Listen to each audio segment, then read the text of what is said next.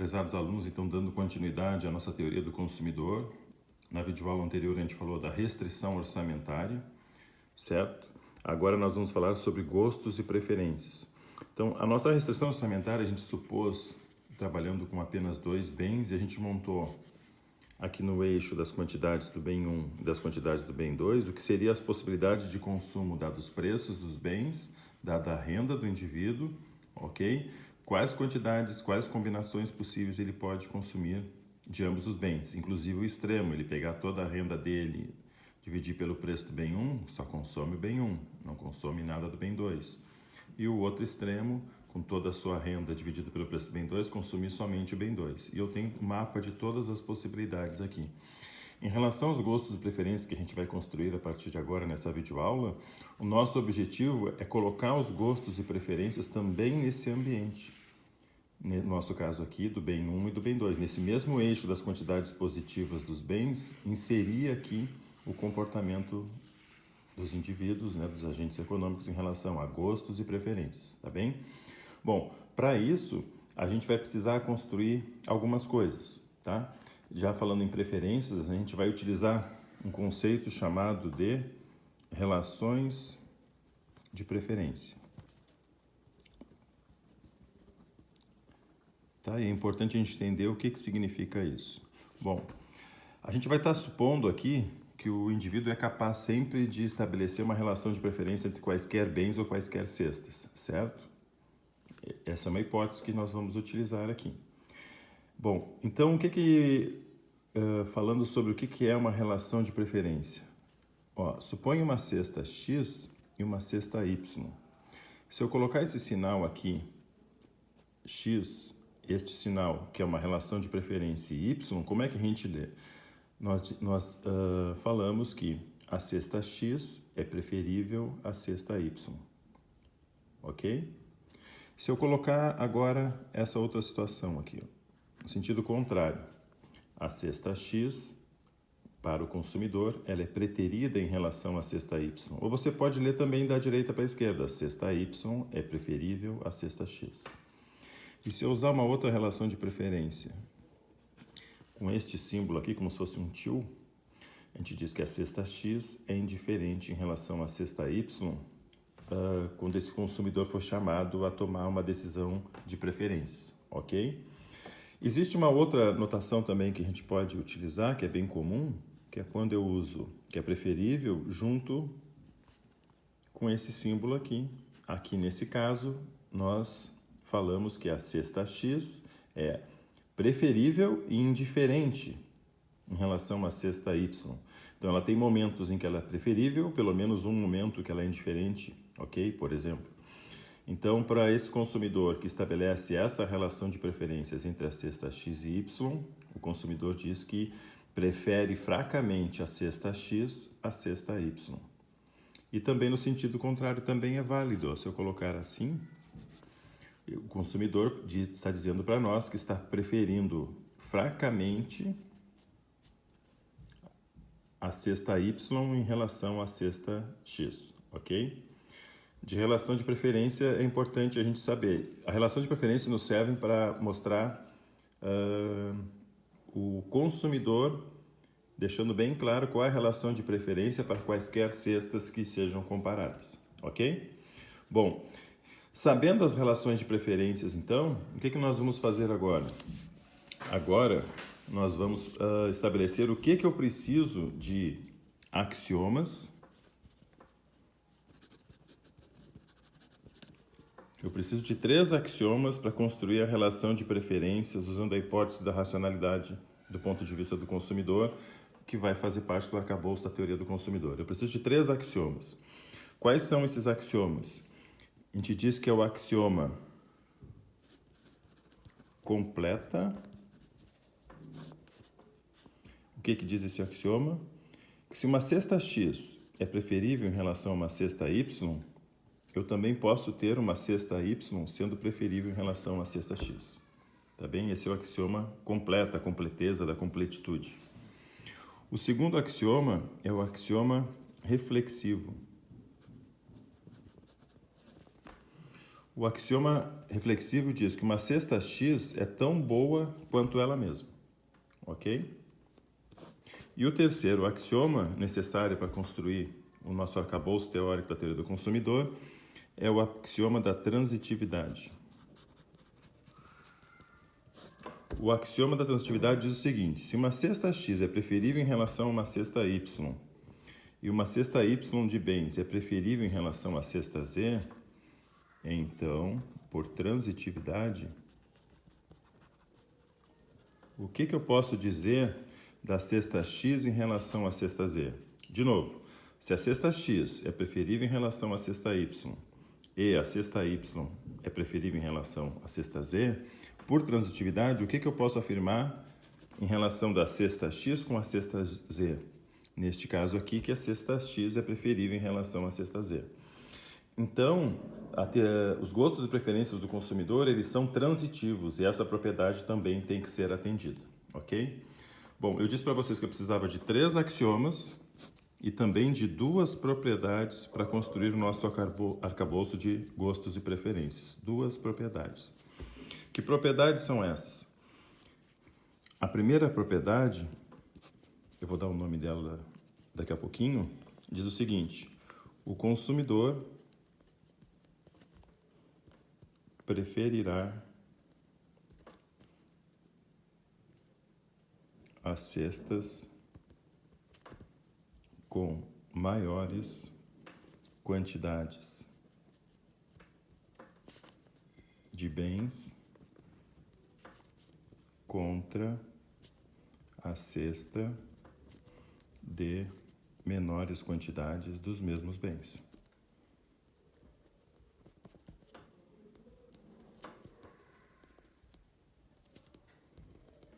E o nome dessa propriedade é monotonicidade. De uma forma bem simples, direta, a gente diz que mais é melhor. Mais é melhor. Ok? A segunda propriedade é a propriedade da convexidade. Convexidade. É tudo junto, tá ok? Significa o que essa propriedade? O consumidor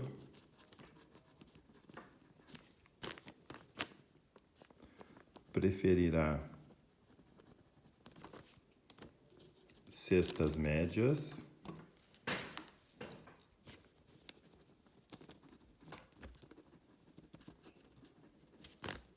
derivadas de outras cestas. Ok? A gente diz que essa propriedade da convexidade, a média é preferível aos extremos. O consumidor prefere cestas médias derivadas de quaisquer outras cestas. Ok? Bom, com, então, esses 3 axiomas mais as 2 propriedades da monotonicidade e da convexidade, a gente pode construir o nosso arcabouço dos gostos e preferências. Em que ambiente? Assim como a nossa reta orçamentária, nosso conjunto orçamentário foi colocado nesse ambiente de 2 eixos aqui, o bem 1 e o bem 2, agora eu vou tentar colocar os gostos e preferências seguindo as propriedades dos axiomas. Eu vou distribuir cestas aqui de uma certa forma aleatória. Ó. Cesta A, cesta B, cesta C, cesta D e cesta E. Eu tenho 6 combinações aqui de quantidades do bem 1 com bem 2, a cesta C, a cesta A do bem 1 com bem 2. Certo? Eu quero estabelecer agora quais são as cestas melhores e quais são as cestas piores, digamos assim, né? Quais são as preferíveis e as preteridas. Como estratégia, nós vamos pegar a cesta E aqui, que está num ponto mais central do quadrante das quantidades positivas do bem 1 e do bem 2, e vou fazer como se fosse um alvo, certo? E a partir daí vou começar a fazer uma relativização. Por exemplo, vou comparar sempre todas as demais cestas com a cesta E. A cesta B, que característica ela apresenta em relação à cesta E? A cesta B tem maiores quantidades do bem 1 do que a cesta E, e ela tem maiores quantidades também do bem 2 comparado com a cesta E. Então, a gente pode pôr, usando a propriedade da monotonicidade, onde maiores quantidades dos bens é preferível a menores quantidades dos bens, ou seja, mais é melhor, a monotonicidade diz isso, eu posso dizer que a cesta B é preferível em relação à cesta E. Da mesma forma, nesse outro quadrante aqui que a gente dividiu, o quadrante das quantidades positivas, onde está a cesta C, ela tem também menores quantidades do bem 1 e menores quantidades do bem 2 quando comparados com a cesta E. Então, pela propriedade da monotonicidade, de que mais é melhor, a cesta E tem sempre maiores quantidades do bem 1 e do bem 2 do que a cesta C. Então, a cesta E é preferível em relação à cesta C. Ok? Cesta E aqui, fica bem claro. Certo?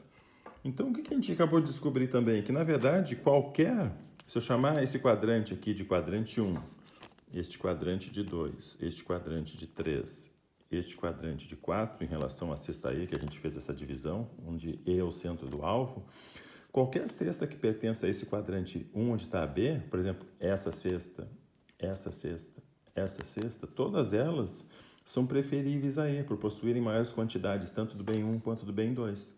Ok? Então, essa região aqui, ó, é a região das cestas melhores que E. Ok? Para cá eu tenho as cestas melhores. Ao contrário, da cesta E, agora comparando a cesta C e as demais cestas que fazem parte desse terceiro quadrante que a gente chamou aqui, onde eu tenho todas as possibilidades de cestas, que eu tenho sempre quantidades menores do que a cesta E, em relação à cesta E, quando eu me desloco para cá, nesse quadrante, eu tenho as cestas piores, usando a monotonicidade. A minha dúvida agora, eu já respondi praticamente 50% do meu problema. No quadrante 2 e no quadrante 4, que eu não sei quais são as cestas melhores e piores, ok? Então, eu preciso de mais algum elemento para conseguir fazer ter essa resposta. Eu vou ser bem sucinto aqui, já conduzi para a gente não perder muito tempo, tá? Até para o vídeo não ficar tão longo. Vejam só, muito provavelmente, como no quadrante 1 e no quadrante 3 eu tenho as cestas melhores e piores respectivamente, provavelmente no quadrante 2 e no quadrante 4 eu vou ter uma parte do quadrante 2 que são as cestas melhores que vão se juntar ao quadrante 1, e eu tenho uma parte do quadrante 4 que eu vou ter as cestas melhores que vão se juntar ao quadrante 1. Ao mesmo tempo, eu também vou ter cestas piores que vão se juntar ao quadrante 3, do 2 para o 3 e do 4 para o 3. Tem alguma coisa aqui que separa, que vai precisar dividir quais são as cestas efetivamente melhores e as piores do que a cesta E, ok?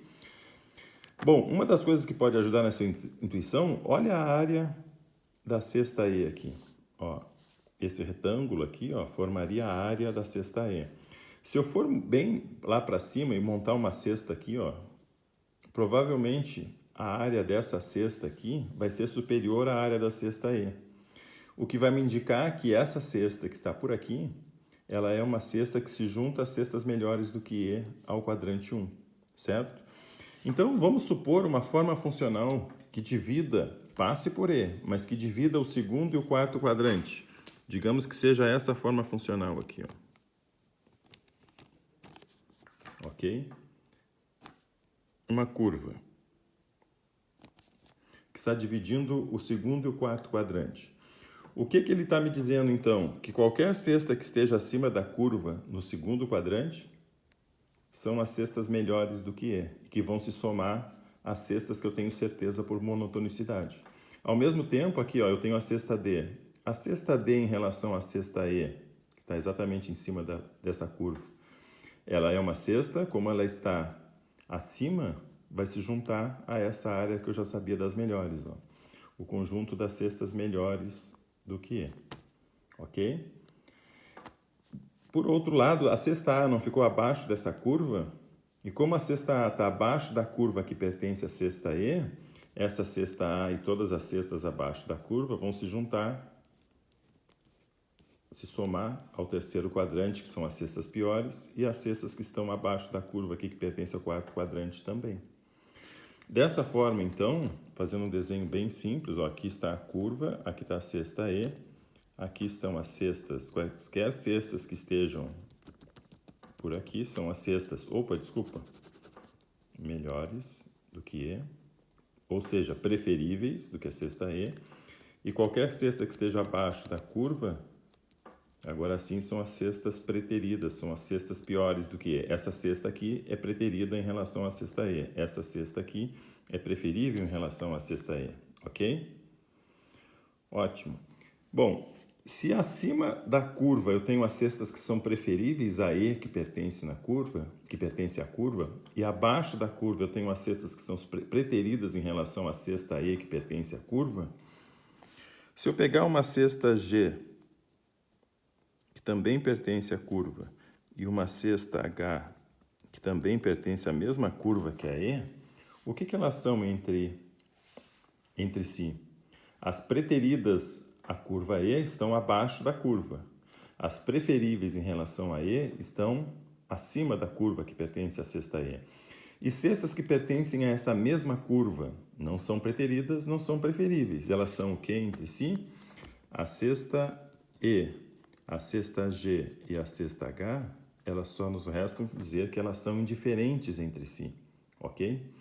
E daí o nome dessa curva que a gente acabou de traçar no gráfico, esta aqui vai ser a curva das cestas que são indiferentes, portanto, curva de indiferença. Quaisquer cestas que pertençam a essa mesma curva são indiferentes entre si. Quaisquer cestas que estejam acima desta curva são as cestas preferíveis e quaisquer cestas que estejam abaixo dessa curva são as cestas preteridas. Ok? Esse era o nosso objetivo, então, mostrar como que se dá os gostos e preferências. Alguns elementos rápidos, assim, né? Quantas curvas de indiferença existem? Aqui temos uma, né? Existe uma hipótese que não pode ser quebrada, que é a hipótese da transitividade, né? Aqui a gente tem ela, por exemplo, se a cesta E é indiferente a G é indiferente a H, eu sei que a E e a H também são indiferentes entre si. Para não quebrar a hipótese da transitividade, isso eu posso mostrar num vídeo à parte, depois a prova, elas têm que ser paralelas entre si. Ou seja, curvas de indiferença não se cruzam. A prova eu faço em outro vídeo, tá? Curvas de indiferença não se cruzam. E uma outra coisa importante também, quantas curvas de indiferença existem? Existem infinitas curvas de indiferença.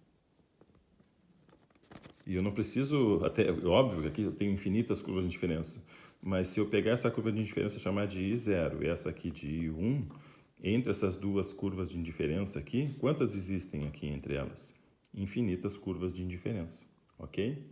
Só lembrando que tudo isso a gente construiu pensando lá no nosso bem 1 e no bem 2. E o nosso objetivo na próxima videoaula é fazer o casamento das preferências do consumidor com o nosso conjunto orçamentário, ok? Obrigado até aqui, um abraço.